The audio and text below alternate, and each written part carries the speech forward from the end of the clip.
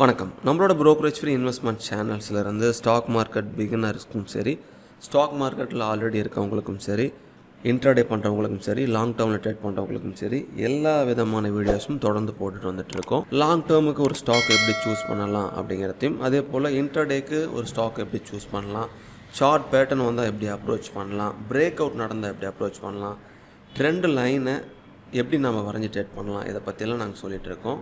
எங்களுடைய சேனலுடைய பிளேலிஸ்ட்டில் போய் பார்த்தீங்கன்னா எல்லா டைப் வீடியோஸும் வந்து இருக்கும். ஸோ கேம்6 ஃபாலோ பண்ணுறவங்களுக்கு கேம்6 சீரீஸும், லாங் டேர்மை ஃபாலோ பண்ணுறவங்களுக்கு லாங் டேர்ம் சீரீஸும், அதே போல் இன்ட்ராடேக்கு ஸ்ட்ராட்டஜி, ஆப்ஷன் ஸ்ட்ராட்டஜின்னு எல்லாமே வச்சுருக்கோம். எல்லாத்தையும் பாருங்கள். உங்கள் ஃப்ரெண்ட்ஸுக்கும் தேவைப்பட்டால் ஷேர் பண்ணுங்கள்.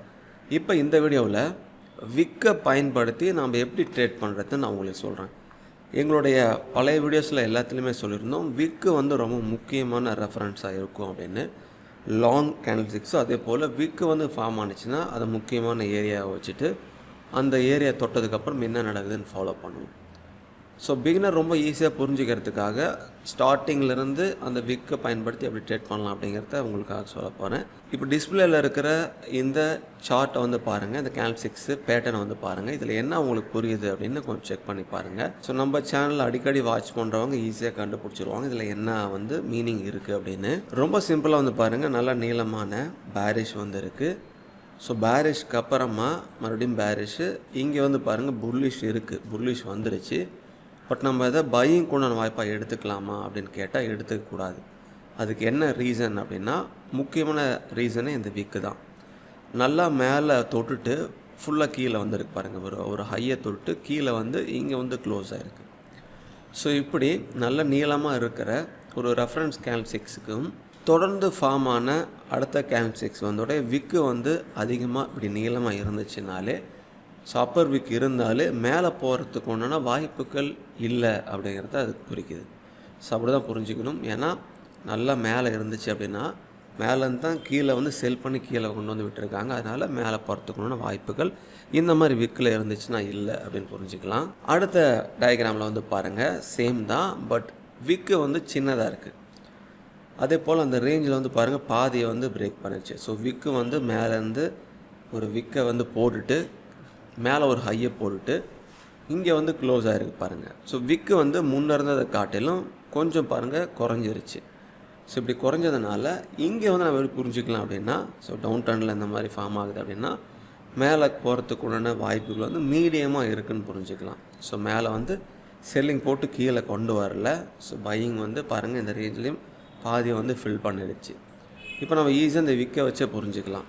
ஸோ மேலே வந்த விக்கு கீழே இருக்குது அப்படின்னு ஒரு எக்ஸாம்பிள் வச்சோம்னாலும் கீழே இருந்து தொடர்ந்து கீழே போக முடியாமல் பை பண்ணி மேலே வந்து விட்டுறாங்க அப்படின்னு அர்த்தம். அதனால் மேலே விக்கு இருந்துச்சுனாலே மேலே போக வாய்ப்புகள் குறைவு அப்படின்னு புரிஞ்சுக்கலாம். கீழே நீளமான விக்கு இருந்துச்சுன்னா தொடர்ந்து கீழே போக வாய்ப்புகள் குறைவு அப்படின்னு புரிஞ்சுக்கலாம். இதுதான் வந்து கான்செப்ட்டு.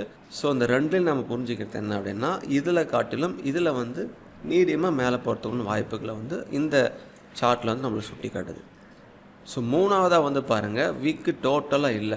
ஸோ டோட்டலாக இல்லாததுனால ஸோ மேலே போகிறதுக்கு உண்டான அதிகமான வாய்ப்புகள் வந்து இந்த மாதிரி பேட்டர்னில் இருக்குது அப்படின்னு புரிஞ்சுக்கலாம். ஸோ இதுதான் ரொம்ப சிம்பிள்.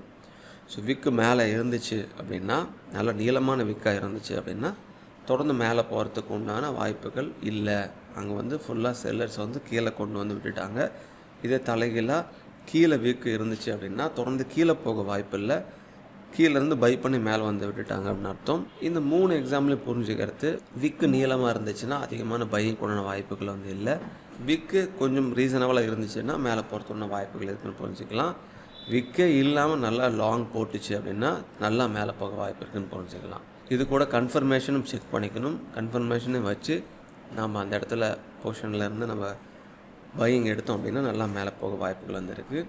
நம்ம எல்லா விடலையும் சொல்கிறது தான், எங்கே நம்ம எந்த ஸ்ட்ராட்டஜி ஃபாலோ பண்ணாலும் ஸ்டாப் லாஸ் வந்து முக்கியம். அந்த ஸ்டாப் லாஸை வந்து நீங்கள் வந்து மறக்காமல் அதை ஃபிக்ஸ் பண்ணணும். ஸோ நீங்களும் எந்தெந்த இடத்துல உங்களுக்கு விருப்பமான இண்டெக்ஸ்லேயோ அல்லது ஸ்டாக்ஸ்லேயோ விக்கு வருதோ அந்த மாதிரி விக்கெல்லாம் நீங்களும் வந்து பாயிண்ட் அவுட் பண்ணுங்கள்.